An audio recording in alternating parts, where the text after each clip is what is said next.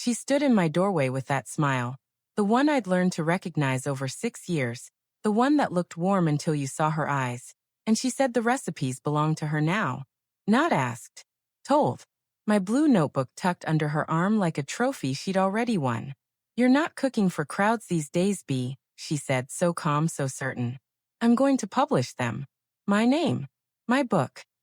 And I stood there in my yellow kitchen, 77 years old, watching my daughter-in-law claim my mother's voice, my grandmother's hands, my whole history, as if Mateo's death had transferred ownership of my soul along with his life insurance. Let me tell you something about that notebook. It wasn't just recipes. It was survival written in fading ink. I'm Beatrice Morales, though everyone calls me Bea, and I've lived in this same little house in San Antonio for 52 years. The paint's chipped now, yellow fading to cream in spots I can't reach anymore, but Javier painted it this color when we moved in because he said it looked like sunshine. 3 babies I raised here. Countless Sunday dinners. A husband I buried 12 years ago who still feels present in every creaking floorboard. This house knows my whole life, and so does that blue notebook Sofia walked away with that afternoon. My abuela brought those recipes from Guanajuato when she crossed the border in 1943, pregnant and scared and carrying almost nothing except the knowledge in her head. She taught my mother, who wrote them down during quiet mornings before work, her handwriting shaky from arthritis even then. My mother taught me, and I added my own notes in the margins. Javier likes extra cinnamon. Made this when Rosa was sick, 1987. Perfect for Mateo's first birthday. Every stain on those pages tells a story. The chocolate smudge from making mole when my youngest learned to walk. The water damage from the flood of 98 when I held that notebook above my head while we evacuated. The corner torn where little Mateo grabbed it once, asking why Grandma's book smelled like Christmas. Those recipes were never just food. They were proof we existed. Proof we survived. Proof that women with nothing found ways to feed their families with love and ingenuity, and whatever they could afford at the mercado. Tamales we made every Christmas Eve, the whole family pressed into this kitchen. My mother showing me how to spread masa thin enough to see through, just enough, not too much. Mole poblano that took 3 days and 30 ingredients and patience I didn't think I had until I learned it was meditation, not cooking. Pan de muerto we made every Dia de los Muertos, the sweet bread shaped like bones to remember those we'd lost. Arroz con leche I stirred for sick grandbabies, for heartbroken daughters, for my husband when cancer ate him from the inside, and he couldn't keep anything else down. Every recipe was a memory. Every memory was love made tangible. Sofia knew this. She'd watched me cook for 6 years. She'd asked me to teach her everything when she first married Mateo, and I was so happy to share. Finally, a daughter who wanted to learn. My own girls had moved away, busy with their lives, and here was Sofia with her phone camera and her enthusiasm, asking about measurements and timing and the stories behind each dish. I gave her copies of pages. I spent hours in this kitchen with her, showing her how to fold tamales, how to know when the mole was ready by smell alone, how to make tortillas that puffed up perfectly on the comal. "Mom, can you write them all down for me?" she'd asked about 2 years in. Sweet voice, grateful smile. I should have seen it then. The shift from learning to acquiring. "Can I post these on my Instagram? People love authentic Mexican food." I smiled and said yes, proud my recipes might bring her some joy, some connection to followers I didn't understand but she seemed to cherish. "Mom, I've been thinking, maybe I could do a cookbook? Your recipes are too good to keep private. We could share them with the world." That's when I'd said it gently, not wanting to hurt her feelings. "They're family recipes, Mija. They stay in the family." Her smile had tightened at the edges. Just barely. Just enough. But I'd let it go. I was good at letting things go. 60 years of marriage teaches you that. 77 years of being a woman teaches you when to speak, and when to swallow words that might cause trouble. I swallowed a lot in my life. My mother did too. We learned early that keeping peace meant bending, accommodating, understanding everyone else's needs before our own.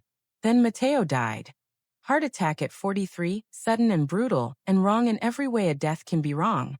My baby boy, my youngest, the one who still called me every Sunday, gone in an afternoon while trimming trees in their backyard. Sofia called me from the hospital, Hysterical, and I went numb in a way I hadn't since Javier. You're not supposed to bury your children. Your bones know it's wrong. Every cell in your body screams against it. I held Sophia at the funeral. I took care of the kids while she made arrangements. I cooked for the wake because that's what I do. I feed people through grief. I thought we were mourning together, bound by love for the same man, united in our devastation. I was so stupid. Sophia moved fast after the service, packed up Mateo's things within 2 weeks, started talking about moving forward and new chapters and what Mateo would want. She took his truck, his tools, the savings account they'd shared. She didn't ask me if I wanted anything of his. Not his baseball glove from high school. Not the drawing he'd made me in 2nd grade that I'd framed. Not even a photograph. 3 weeks after we buried my son, she showed up at my door with a cardboard box. I'd been sitting in the living room, staring at nothing the way I did most afternoons then, trying to remember how to exist in a world without Mateo in it. The doorbell rang. I answered, expecting Rosa maybe, or one of the church ladies with another casserole I wouldn't eat. Sophia stood there in black still, though the funeral was weeks past. The box under one arm. That smile. I've been thinking a lot about legacy, she said, walking past me into my own home without waiting for invitation. About what Mateo would want. About how to honor him. She set the box on my kitchen table. The same table where I'd taught her to make tortillas, where we'd laughed over failed batches and celebrated perfect ones. These recipes, she said, pulling out my blue notebook like she'd had it all along, like I'd given it to her. They came through Mateo, through his family line. Technically, they belong to me now, as his widow. I remember the light from the window hitting her hair just so. I remember the hum of my refrigerator, the neighbor's dog barking, the sound of my own heartbeat suddenly loud in my ears. I'm going to publish them, she continued, matter of fact, organized, like she'd rehearsed this. A cookbook with my name on it. Sophia's Family Kitchen. I've already got the title. People love authentic stories, B. Your recipes deserve to be shared. And honestly, you don't need them anymore. You're not cooking for crowds these days. When's the last time you even made tamales? It's better if someone who'll actually use them keeps them alive. She said it with such certainty, such entitlement wrapped in logic that almost sounded like kindness. Like she was doing me a favor. Like I was old and useless and my life's work was just gathering dust, waiting for someone younger and more relevant to give it purpose. I didn't cry. I didn't yell. I'd learned a long time ago that quiet women survive longer. I just looked at her, this woman I'd welcomed into my family, this woman I'd fed and taught and loved because she loved my son, and I nodded once. We'll see, I said softly. She smiled then, a real smile, victorious and relieved, and she left with my notebook under her arm and my heart in pieces on the floor. That night I didn't sleep. I lay in the bed I'd shared with Javier for 43 years, staring at the ceiling crack that looked like a river, and I felt the weight of every single thing I'd ever swallowed settling on my chest like stones. You know what nobody tells you about getting old? It's not the aching knees or the pills you take each morning, or even the way mirrors become strangers. It's the accumulation. Every time you bit your tongue to keep peace. Every time you made yourself smaller, so someone else could feel bigger. Every time you said it's fine when it burned. All of it stays inside you, layered like sediment, and one day someone takes one more thing and suddenly you can't breathe under the weight of a lifetime of giving. Sophia had taken my notebook. But that wasn't really what hurt. She'd taken my mother's voice, my abuela's hands, the proof that we mattered, that we'd survived, that our love had been worth documenting. She'd looked at 77 years of my life and decided it belonged to her now because she'd married my son and he'd died, and somehow that made her the inheritor of my entire history. And the worst part, the part that kept me awake while the house settled around me, was that she'd probably checked. She'd probably looked into whether she could legally do this. She'd probably consulted someone who told her that recipes themselves can't be copyrighted, that ingredients and measurements are just facts, that unless I'd published them myself with proper registration, they were fair game for anyone to use. She'd done her homework. She'd planned this. I got up around 3 in the morning because lying there was making me crazy. My knees protested. They always do now, especially in the cold. but I made it to the kitchen and turned on the small light over the stove. The house felt enormous in the dark. Too big for one old woman. Too full of ghosts. I made coffee the old way, the way my mother taught me, in the little pot on the stove. No fancy machine. Just coffee and water and time. While it brewed, I sat at the table where Sophia had stood just hours before, and I let myself remember. Matteo learning to make arroz con leche when he was 8, so concentrated and serious, stirring the pot like his life depended on getting it right. The way his face had lit up when it came out perfect. Mama, I did it. I made Abuela's rice pudding. And I'd hugged him, both of us sticky with cinnamon and sugar, and I'd thought, this is how love continues. This is how we don't disappear. Teaching Sophia that same recipe 4 years ago.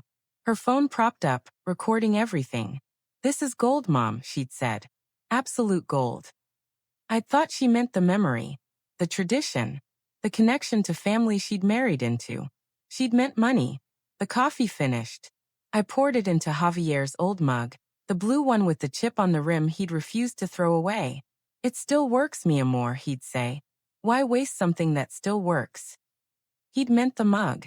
But he'd meant us too, our marriage, the way we'd learned to work around each other's broken places. I missed him so much in that moment I could barely stand it. Javier would have known what to do. He was gentle, my husband, but he had a spine of steel when it came to protecting what mattered. You're too soft, B, he used to say, not meanly, just observing. You let people take and take, because you think that's what love means. But love goes both ways, corazon. If they only take and never give back, that's not love. That's using. Was Sophia using me? Or had I made it so easy she didn't even realize what she was doing? I thought about the 6 years since she'd married Matteo. How she'd changed slowly, from the sweet girl who'd seemed genuinely interested in our family to someone who always had her phone out, always calculating, always talking about her brand and her platform. How the recipes I'd shared had become content for her Instagram, my kitchen a backdrop for her lifestyle aesthetic. How she'd started calling me Mom less and less, switching to B, around the time she got more followers, like maybe having a mother-in-law made her seem less young and independent. Red flags I'd ignored because I wanted to believe the best. Because I was lonely after Javier died, and my girls were far away and Sophia and Mateo's visits were sometimes the only time this house felt alive. Because I'd been taught my whole life that good women don't complain. Good women accommodate. Good women make peace. The coffee went cold in my hands. Dawn started creeping through the kitchen window, gray and hesitant. I heard my neighbor's car start, Maria, heading to her shift at the hospital. Normal life continuing while mine felt suspended. I thought about my friend Rosa then. Rosa, who owned the bookstore downtown, who'd survived a nasty divorce and come out stronger, who always said what she meant and meant what she said. Rosa, who'd told me 2 years ago, when I mentioned Sophia wanting to do something with my recipes. B, you should protect those. Copyright them. Publish them yourself. Don't just hand over your legacy. I'd laughed it off. Who'd want to read an old woman's recipes? Everyone. Rosa had said, serious. Everyone who's tired of fake food bloggers pretending Abuela taught them secrets in a mansion kitchen. You're the real thing. Document it before someone else does. But I hadn't listened. I'd thought it was silly, presumptuous, unnecessary. I'd thought family meant trust. Now I sat in the growing light and realized Rosa had seen what I couldn't. Or wouldn't. Around 7 I called her. Too early probably, but Rosa was always up. B. Her voice thick with sleep but alert immediately. What's wrong? And I told her. Everything. Sophia's visit. The notebook. The casual cruelty of being told I didn't need my own history anymore. How lost I felt. How stupid. Rosa was quiet for a long moment after I finished. Then, that manipulative little, she stopped herself. B. Listen to me. Do you remember Elena? Elena. The cookbook publisher from Austin. The woman I introduced you to 2 years ago at the book fair. You sent her scans of some of your recipes, remember? Just for feedback. I did remember. Vaguely. A kind woman with gray streaks in her black hair, probably 50 or so, who'd specialized in heritage cookbooks from immigrant families. She'd loved my recipes. Had asked if I'd ever considered publishing. I'd said maybe someday, then forgotten about it because life got busy and Mateo got sick, and then Mateo died and everything else disappeared. She still has those scans, B. And she told you then, do you remember? She told you that you should register copyright. Did you ever do that? My heart sank. No, I didn't. I didn't think. Call her anyway. Right now. I'm texting you her number. Call her and tell her what happened. Let her tell you what your options are.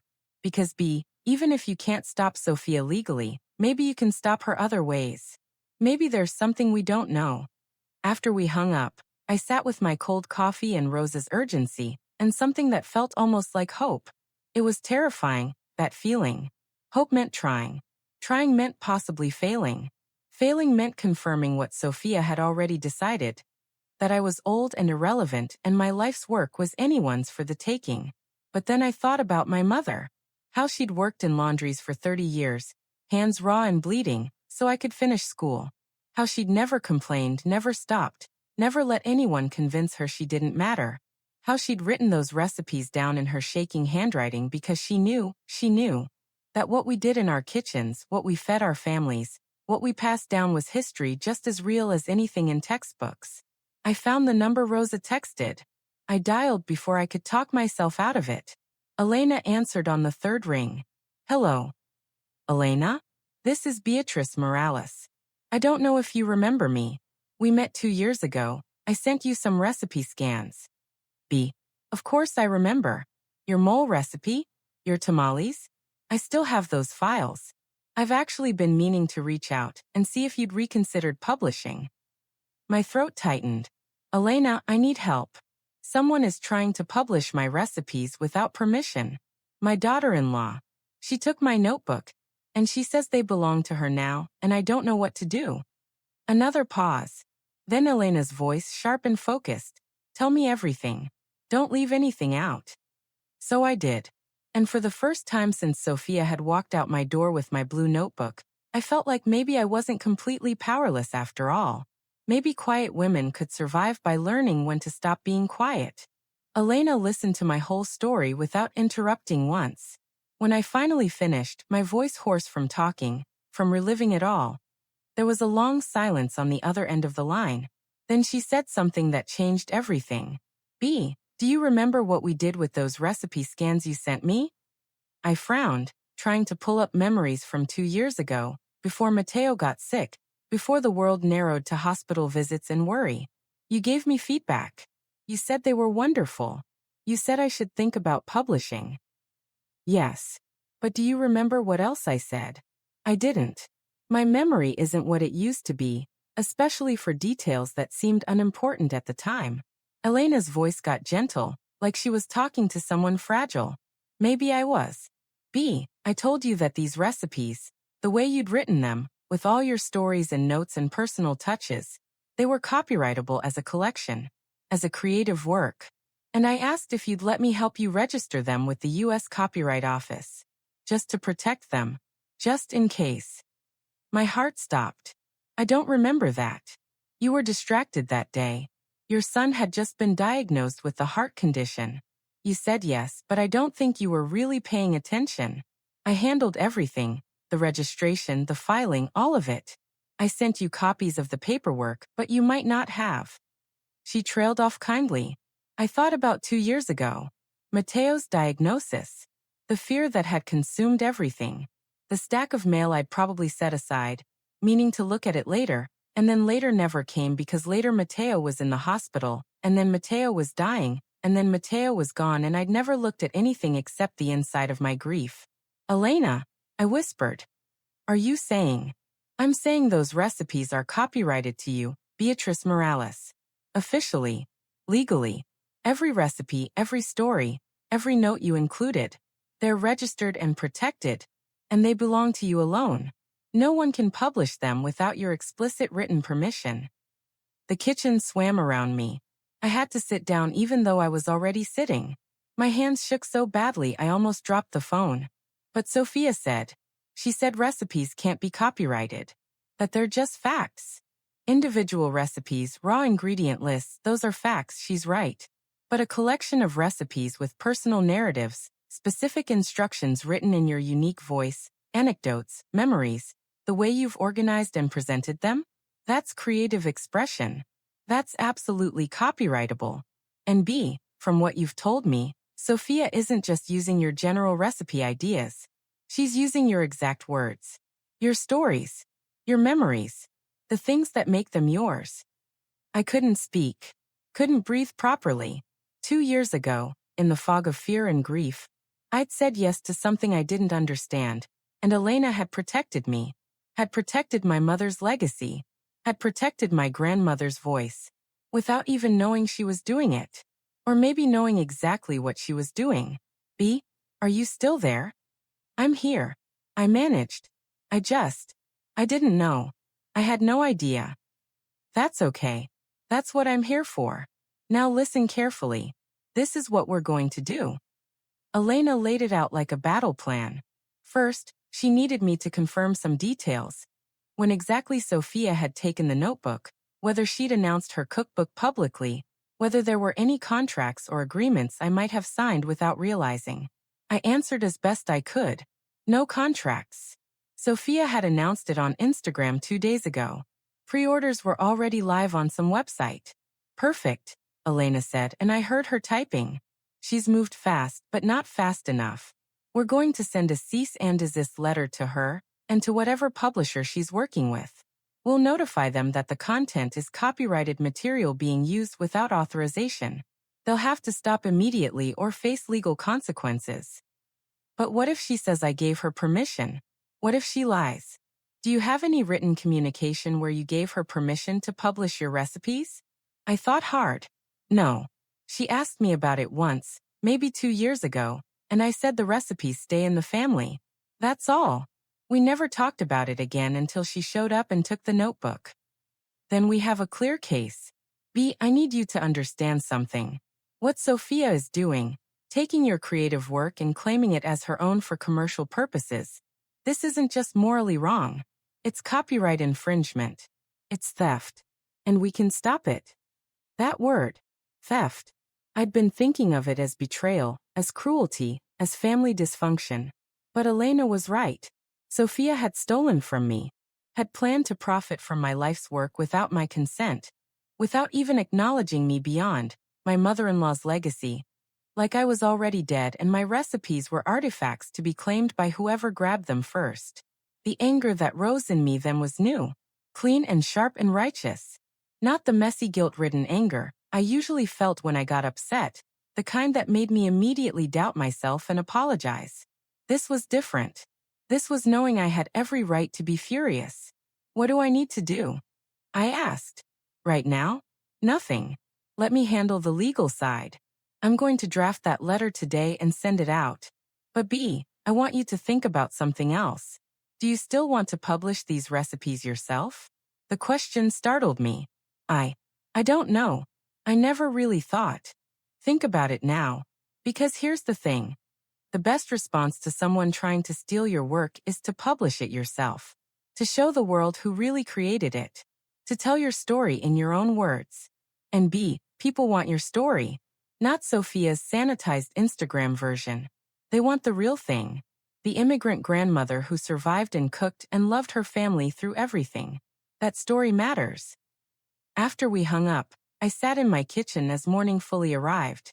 The light hit the table where I'd taught 3 generations to cook, where my mother had taught me, where Sophia had learned and then betrayed me.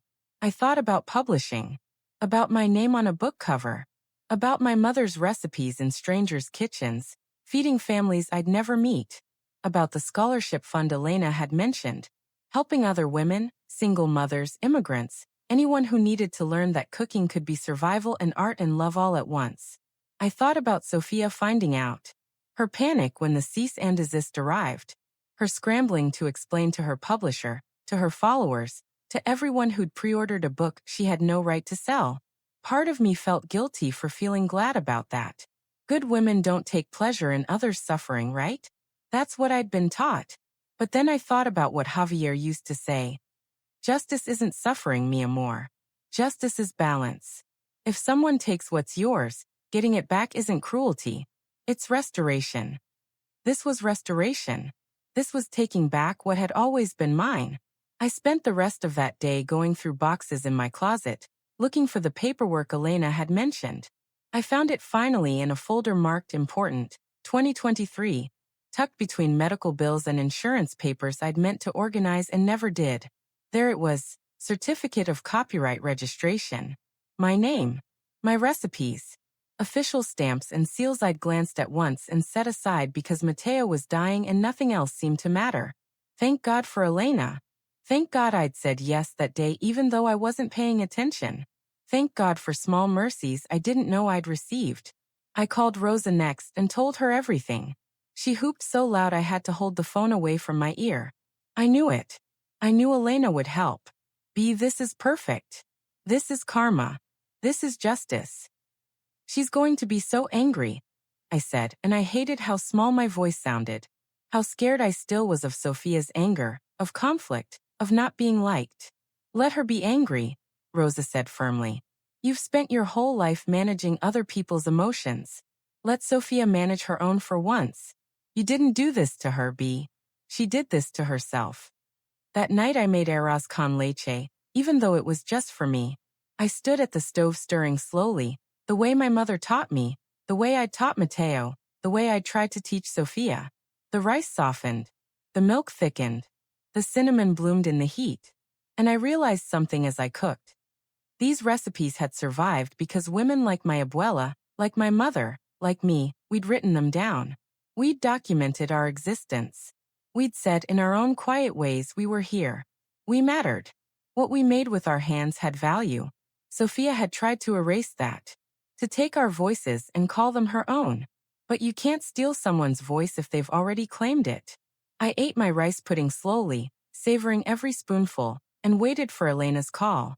Elena called me 3 days later. I'd been living in a strange suspension during that time, jumping every time my phone rang, checking my email even though I barely knew how to use it properly, wondering if Sophia had received the letter yet, wondering what would happen when she did. It's done, Elena said. The cease and desist was delivered to Sophia yesterday afternoon and to her publisher, a small press called Heartland Kitchen Books, this morning, both by certified mail with signature required. My stomach clenched. And Heartland Kitchen has already responded. They had no idea the content was copyrighted. Sophia apparently told them she'd inherited the recipes from her late husband's family and had full rights to publish them. When they saw our documentation, they immediately pulled the book from pre-order and terminated their contract with her.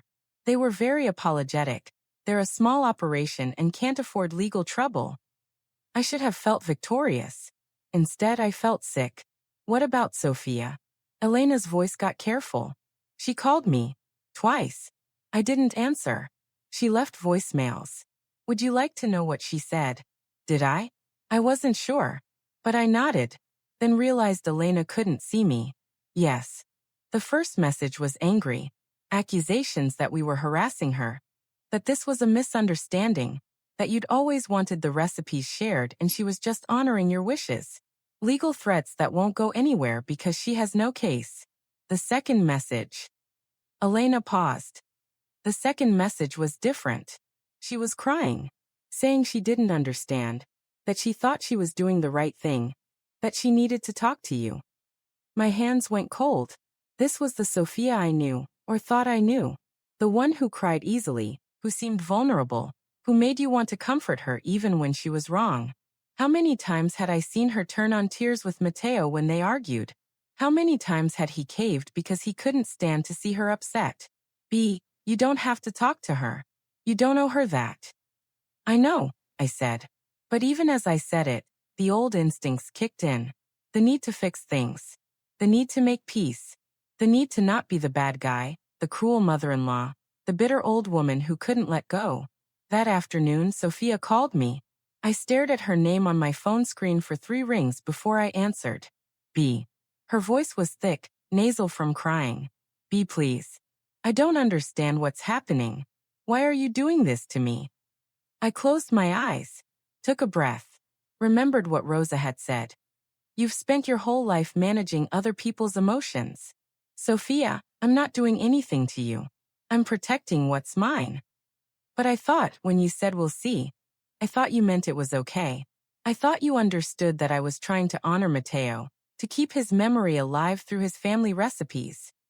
They're not his family recipes, I said quietly. They're my recipes. My mother's recipes. My grandmother's recipes. Mateo loved them, yes. But they didn't belong to him to pass on. They were never his to give you. You're being so technical about this.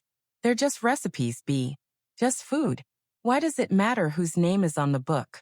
The important thing is sharing them, right? Keeping the tradition alive. Just recipes. Just food. The same words she'd used when she took my notebook. Like 77 years of my life, 3 generations of women surviving and cooking and loving, could be reduced to just anything. If they're just recipes, I heard myself say, then why did you want them so badly? Why did you plan a whole book around them? Why did you tell your publisher you had rights to them? Silence. Then, I have 2 kids to support now, B. No husband. No income. I thought this could help us. I thought you'd want to help us. And there it was. The guilt trip. The reminder that she was a widow, a struggling mother, that I should be sympathetic, that my own pain mattered less than hers because she was younger, she had children, she had more life ahead of her. I'd fallen for versions of this my entire marriage. Put others first. Sacrifice. Be the good woman, the good mother, the good grandmother. Never mind what it costs me. Sophia, I said, and my voice came out steadier than I expected. You didn't ask for help. You took. Without asking. Without even pretending to care about my permission. You stood in my kitchen and told me the recipes belong to you now. You said I didn't need them anymore, like I was already dead, like my life was over and you were the one who got to decide what happened to everything I built. I didn't mean it like that. How did you mean it then? Explain it to me, because from where I'm sitting, you waited until my son was barely cold in the ground, and then you came to claim whatever pieces of him you thought you could profit from, including me, including my history. She was crying harder now. That's not fair. That's not what happened. I loved Mateo. I love his family. I love you, B. This is all just a terrible misunderstanding. But her words felt hollow, practiced, like she'd rehearsed what to say to make me back down, to make me feel cruel for protecting myself. If you loved me, I said softly, you would have asked. You would have included me. You would have put my name on that book alongside yours, or better yet, you would have encouraged me to publish it myself. But you didn't do any of that. You erased me. You tried to build something on my back while pretending I didn't exist anymore. The book said, from my mother-in-law's legacy. I credited you. As a legacy. Like I'm gone. Like I'm a dead thing you're preserving instead of a living woman who still exists, who still cooks, who still owns her own story. More silence. Then her voice changed, got sharper. You know what? Fine. Keep your recipes. Keep your precious copyright. I hope it keeps you warm at night, because you're going to be all alone with it. My kids, Mateo's kids, they're not going to want to visit someone who treated their mother like this. The threat landed like she meant it to. My grandchildren. Mateo's babies. The only pieces of my son I had left. My throat tightened, but I didn't cry. I wouldn't give her that. Sophia, if you keep your children from me because I wouldn't let you steal from me, that tells me everything I need to know about who you really are. And it tells them something too, eventually. Children grow up. They figure things out. I hung up before she could respond. My hands were shaking so badly, I had to set the phone down on the table. I'd done it. I'd stood up for myself. I'd refused to back down, refused to comfort her, refused to make it all okay just to keep the peace. And it felt terrible. Not wrong, but terrible. Like ripping off skin that had grown over a wound, necessary but agonizing. The next few days were strange. I kept expecting Sophia to call back, to show up at my door, to try again with a different approach. But there was nothing. Just silence. Then Rosa sent me a link. You need to see this, her text said. It was Sophia's Instagram. A long post, dramatic and wounded. She'd written about betrayal, about family turning on you when you needed them most, about trying to honor her late husband's memory only to be met with cruelty and legal threats. She didn't name me, but anyone who knew us would know exactly who she meant. The comments were split. Some people supporting her, others questioning why she'd needed lawyers involved if it was just family recipes, a few asking pointed questions about copyright and permission. I read it twice, feeling that old familiar guilt creeping back. She'd made herself the victim, made me the villain. And part of me wanted to respond, to defend myself, to tell my side. But then I thought about what Elena had said. The best response is to publish it yourself. I called Elena that evening. I want to do it, I said. I want to publish the cookbook. Not to hurt Sophia. Not for revenge. But because these recipes deserve to be told right. By me. In my own voice. While I'm still here to tell them. Elena's smile came through the phone. Then let's get started. I'll have a contract drawn up. We'll do this properly, B. Your way. Your name. Your story. That night I pulled out my blue notebook. Sophia had returned it after the cease and desist, left it on my porch without a word, and I started writing. Not just recipes. Stories. Real ones. About my abuela crossing the border. About my mother's arthritic hands. About teaching Mateo to cook. About what it meant to feed people you love. About what it meant to finally feed myself. Working on the cookbook became my reason for getting out of bed each morning. Strange how purpose can arrive when you least expect it. How claiming something as yours can make you feel young again, or at least less invisible. Elena sent me the contract, clear and fair, with my name in bold letters. Author, Beatrice Morales. I signed it sitting at my kitchen table, and I cried a little, which surprised me. Happy tears, I think. Or relief tears. Or maybe just tears because I was 77 years old, and finally doing something entirely for myself. We worked together over the next few months, Elena and I. She'd call every week, sometimes twice a week, asking questions about recipes, about stories, about how I wanted the book to feel. At first I deferred to her constantly. Whatever you think is best, you're the expert. I trust your judgment. Old habits. But Elena wouldn't let me hide. B, this is your book. Your voice. I'm just helping you organize it. What do you want? What did I want? I'd spent so long thinking about what everyone else wanted that the question felt foreign in my mouth. I wanted the truth, I finally said. I wanted people to know these weren't just recipes from some generic abuela. I wanted them to know about my grandmother smuggling dried chiles in her skirt when she crossed the border. About my mother working herself to exhaustion, and still finding time to teach me the difference between good mole and great mole. About Javier taste testing every single dish I made for 43 years and always asking for seconds even when I'd oversalted or burned the edges. I wanted people to know that recipes are just instructions until you add the stories. Then they become history. Elena recorded our phone calls, with my permission, and had them transcribed. My voice, my words, my memories. She wove them into the cookbook between recipes, little windows into a life I'd thought was ordinary until I started really looking at it. Your arroz con leche recipe, Elena said during one call. You mentioned you made it when Mateo was dying. Can you tell me about that? I hesitated. It still hurt to talk about those final weeks. But I made myself remember. He couldn't eat much by the end, I said slowly. Everything made him nauseous. But one afternoon he asked for my rice pudding. Said he remembered the smell of it from when he was little. When he'd come home from school, and I'd have a pot on the stove. I made it that day even though my hands were shaking. Even though I could barely see the rice through my tears. And he ate 3 spoonfuls. Just 3. But he smiled at me and said, "Still perfect, Mama." 2 days later he was gone. The silence on the line stretched. Then Elena's voice soft. That's going in the book. Next to the recipe. If you'll let me. I let her.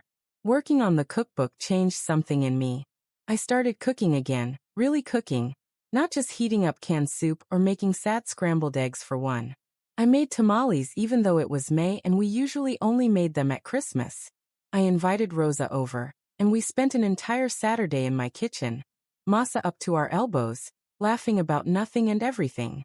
You seem different, Rosa said, wrapping a tamale with the quick efficiency of someone who'd done this 1,000 times. Lighter, maybe? Was I lighter? I didn't know. But I felt more solid somehow. More real. Like I'd been fading and was slowly coming back into focus. I joined a small cooking class at the community center, me teaching, which terrified me at first. But the woman who ran it, Patricia, had seen a small article about my upcoming cookbook in the local paper and asked if I'd do a demonstration. 8 women showed up, mostly younger, some with small children. I taught them how to make proper tortillas, and when one woman's tortilla puffed up perfectly for the first time, the joy on her face reminded me why I'd loved cooking in the first place. My mom tried to teach me before she died. The woman told me quietly afterward. I was too busy then. Too impatient. I wish I'd paid attention. I squeezed her hand. You're paying attention now. That's what matters. The weeks turned into months. Summer arrived, brutal and hot, and I spent it mostly inside, writing and rewriting stories for the cookbook, testing recipes to make sure the measurements were exact, that my instructions made sense to someone who hadn't grown up in my mother's kitchen. Sophia's presence in my life became an absence. No calls. No visits. No grandchildren showing up on Saturday mornings asking for pancakes. I'd known it was coming. She'd made her threat clear, but the reality of it still hurt. I missed Mateo's children. Missed their noise and chaos and sticky hands. Missed being grandma. One particularly hard afternoon, I almost called her. Almost apologized just to get them back. The phone was in my hand, her number pulled up, my thumb hovering over the call button. Then I thought, what would I be teaching those children if I did that? That bullies get what they want if they just take hostages? That women should accept being stolen from as long as they get to keep proximity to people they love? I put the phone down. Rosa found me crying in my kitchen that day. She had a key and let herself in when I didn't answer her knock. Oh honey, she said, pulling me into a hug that smelled like the perfume she'd worn for 30 years. I know it hurts. I'm being selfish, I sobbed against her shoulder. Choosing pride over my grandchildren. No.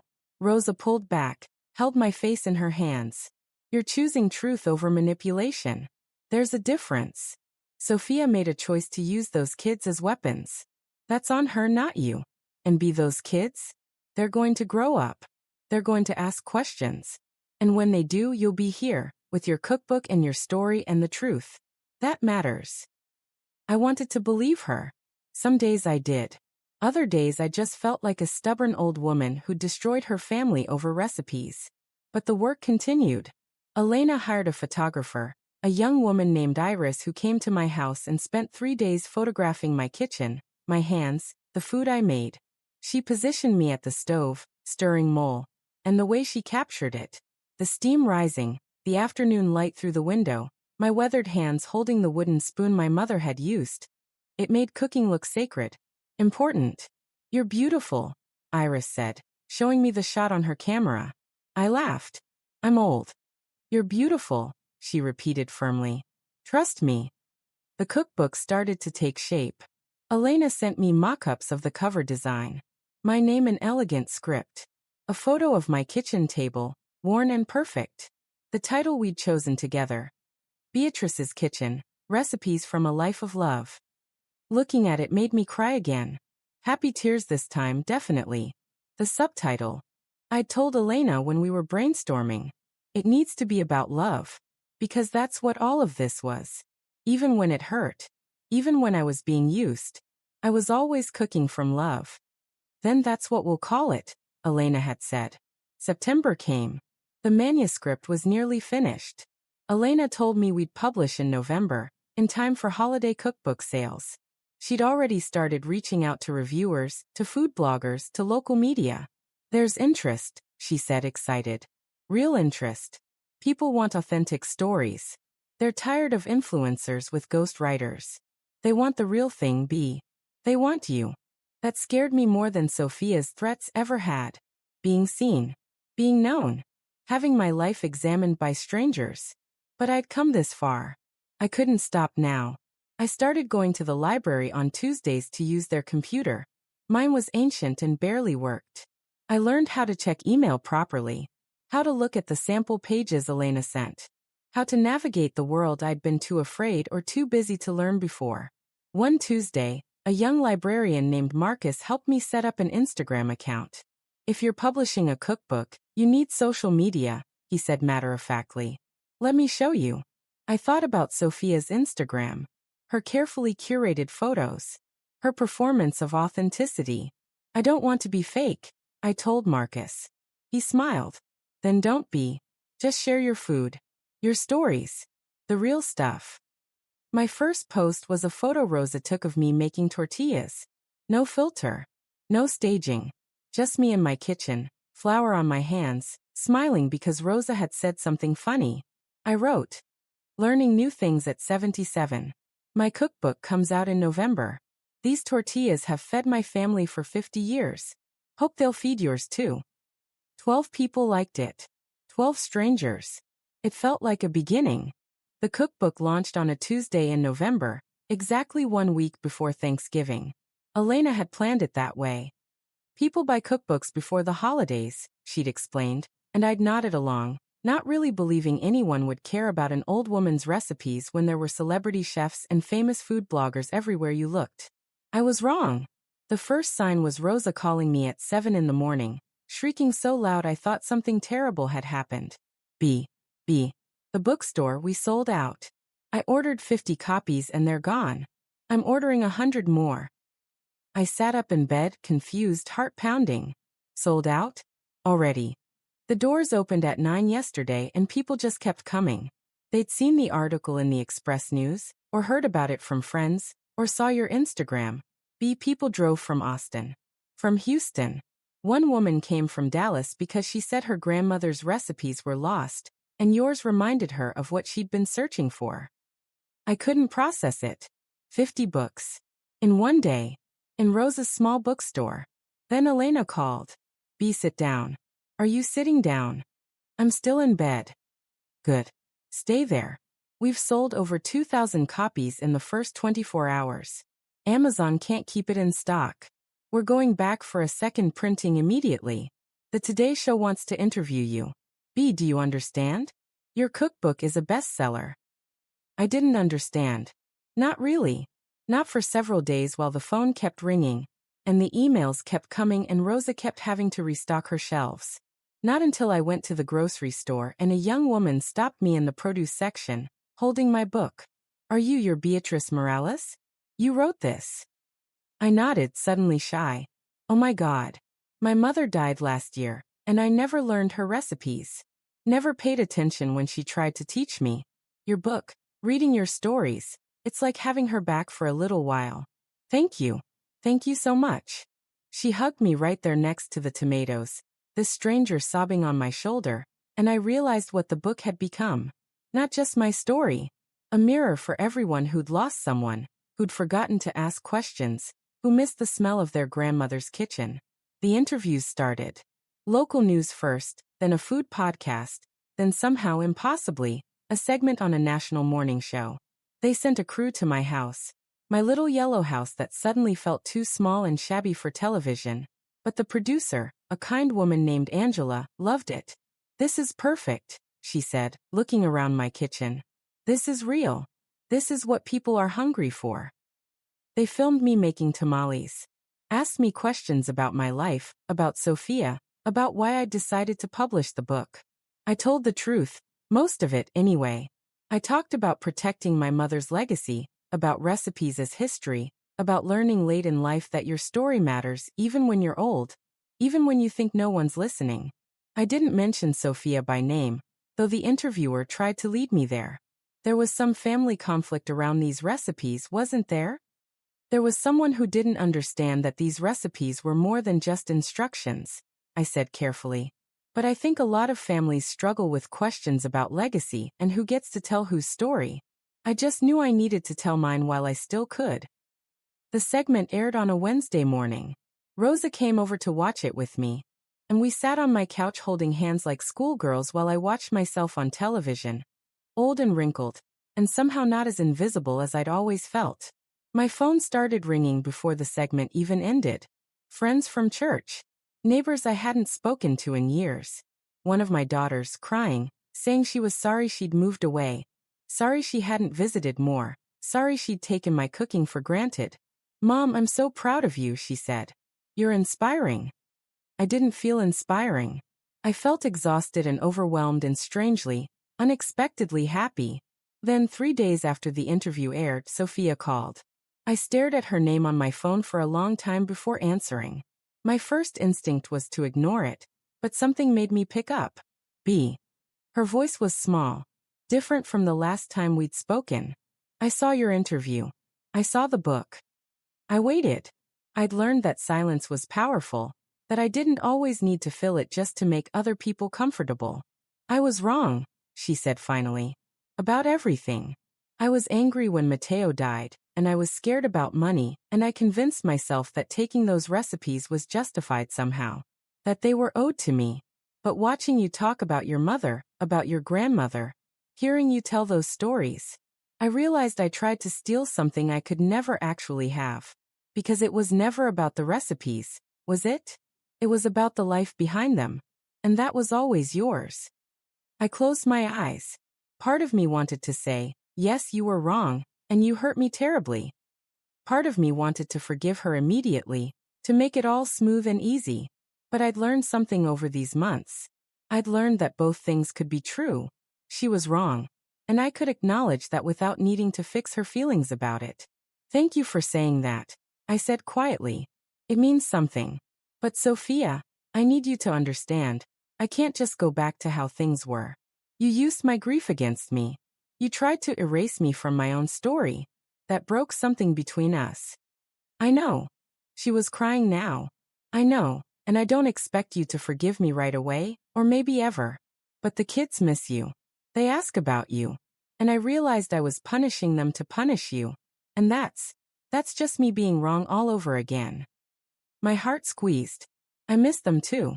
Maybe they could visit. Not with me, if you don't want to see me. But my mom could bring them. Or they could take the bus. They're old enough now. I just think they should know their grandmother. The real you. Not the version I was telling them about. We talked for a few more minutes, working out details, keeping it careful and boundaried. Sophia would bring the kids on Saturday. We'd keep it short. We'd see how it went. After we hung up, I sat with the complicated feelings. Relief that I might see my grandchildren again. Wariness about trusting Sophia. Sadness that it had come to this. Pride that I'd held my ground. All of it. All at once. Saturday came. The doorbell rang at 10 in the morning. I opened it to find Sophia and 2 children who'd grown impossibly taller in the months since I'd seen them. And my heart just about broke with how much I'd missed them. Grandma, the youngest, Emma, launched herself at me, and I caught her breathing in the kid smell of her hair, feeling her solid warmth. We saw you on TV, the older one, Lucas, said proudly. You were famous. Sophia stood on my porch looking uncertain. I can come back in an hour? I looked at her, really looked at her, and saw someone young and scared and still learning how to be better. I remembered being young and scared and getting things wrong. I remembered the grace people had shown me. You can come in for coffee, I said. If you'd like. It wasn't forgiveness. Not yet. Maybe not ever in the way it used to be. But it was a door left open instead of slammed shut, and that felt like enough for now. We made cookies that afternoon, Emma and Lucas and me, while Sophia sat at the kitchen table watching. I taught them my mother's recipe for polvorones, the Mexican wedding cookies that dissolved on your tongue like sweet snow. They got flour everywhere. They ate half the dough raw. They laughed and argued and were perfectly, beautifully alive in my kitchen. And Sophia watched it all with something like understanding in her eyes.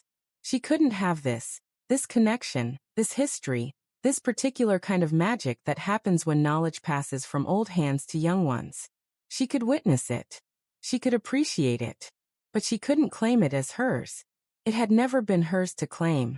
Before they left, Lucas asked if he could buy a copy of my cookbook. Buy? Me, Joe, I'll give you one. No, he said seriously. I want to buy it. With my own money. Because it's yours. You made it. And things that people make, you should pay them for it. That's fair. I looked at Sophia. She looked away, but I saw her swallow hard. Okay, I told Lucas. That's very mature of you. He paid me $12, the exact cover price, from a wrinkled bill he'd been saving, and I signed the inside. For Lucas, who understands value. Love, Grandma B. After they left, I stood in my quiet kitchen and felt the fullness of my life. Not perfect. Not unmarred by pain or betrayal or loss. But mine. Fully, completely mine. The cookbook did well through the holidays. We went to a third printing. I got invited to cooking demonstrations, to book clubs, to festivals. I said yes to some and no to others, learning that I could choose what I gave my energy to. I started a small scholarship fund like I'd planned, using the book proceeds. For single mothers. For immigrants. For anyone who needed help learning that cooking could be dignity and survival and art. And sometimes, on quiet Tuesday afternoons, I'd make arroz con leche just for myself, and I'd eat it slowly, savoring every spoonful, knowing that I'd finally learned the most important recipe of all: how to nourish my own heart first. Some recipes aren't written down in notebooks. Some you have to learn by living, by making mistakes, by standing your ground, by understanding that love means protecting yourself as fiercely as you protect others. I learned that recipe at 77. And it tasted like freedom.